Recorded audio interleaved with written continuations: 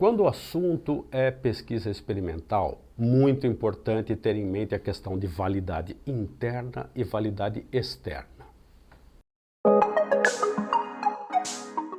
Olá, sou Marcos Vessoso. Hoje a minha ideia é avançar um pouquinho mais no tema pesquisa experimental.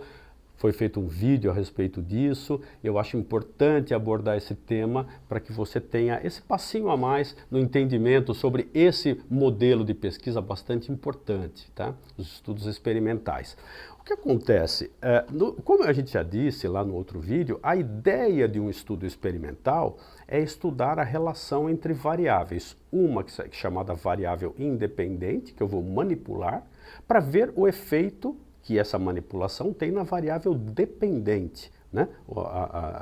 Por exemplo, no exemplo do outro vídeo era formato que eu organizo os produtos na gôndola pode determinar variações no volume de vendas. Mas eu posso ter uma interferência de uma variável externa, de uma variável estranha. No caso, no nosso exemplo da outra vez, foi a promoção do concorrente que atrapalhava essa ideia. Muito bem. Por que a gente faz um experimento como esse?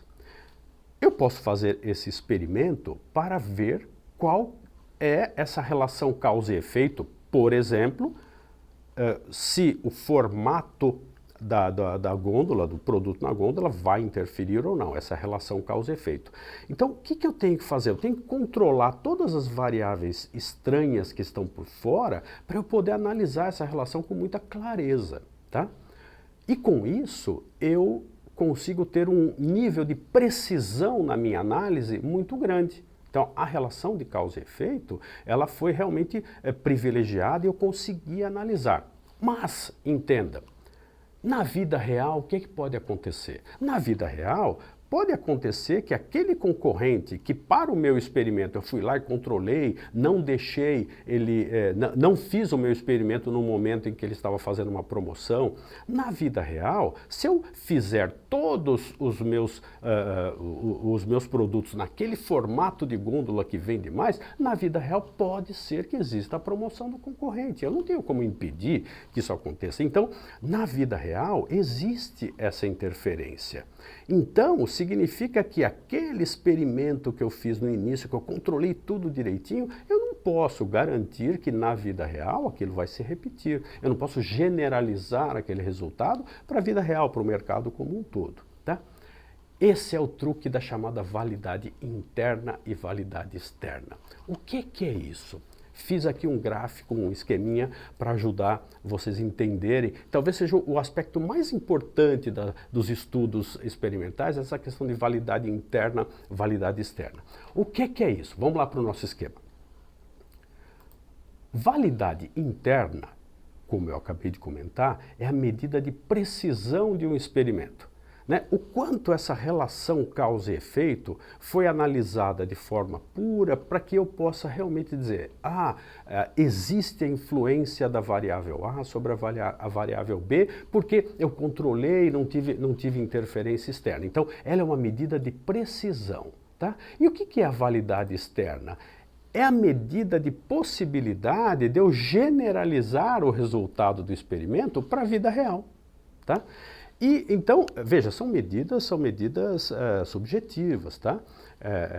Se um experimento, se o resultado pode ou não ser generalizado, se ele pode ser generalizado com ressalvas, e qual é a precisão disso que eu estou medindo, tudo mais. Então, o que acontece? Reparem que nesse esquema eu estou dizendo que há um trade-off entre validade interna e externa. Não tem como eu ter os dois? Não tem como você ter os dois. Ou você contempla a validade interna, precisão do experimento, ou você contempla, privilegia, a validade externa, ou a capacidade de você generalizar esse resultado para a vida real. E por que isso acontece? Porque essa validade interna e externa, ela decorre basicamente do rigor que você impõe no controle das variáveis estranhas. Aquelas que você evitou acontecer para você contemplar e privilegiar uma relação de causa e efeito. Então, quando você tem um rigor muito grande no controle das variáveis estranhas, no nosso exemplo foi a promoção do concorrente, né? Eu fiz o experimento na hora que não tinha nenhuma promoção, tudo bonitinho, tudo dentro de um ambiente que permitia que você pudesse analisar a relação causa e efeito entre formato da gôndola e dos produtos na gôndola e o volume de vendas. Então, eu fui muito rigoroso. Esse rigor, ele garante uma boa precisão na análise da relação causa e efeito. Tá? Mas a gente sabe que na vida real isso não acontece. Então, quando eu diminuo o rigor no controle das variáveis estranhas, eu passo a ter mais validade externa, ou seja, a minha possibilidade de generalizar esses resultados, ela passa a ser maior. Por quê? Porque eu fiz o experimento em condições mais próximas da realidade, do dia a dia. Tá? Mas, em compensação, eu deixei que eventualmente uma variável estranha interferisse um pouco no resultado. É por isso que eu perco um pouco de validade interna. Então, o que acontece?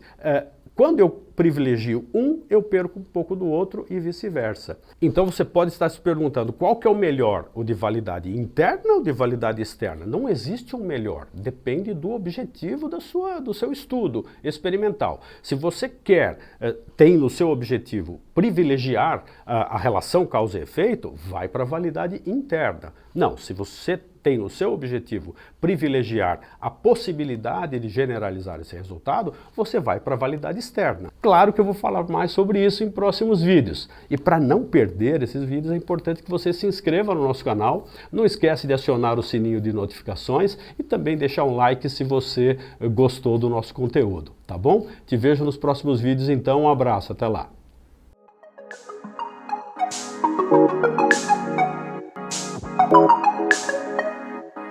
Thank you.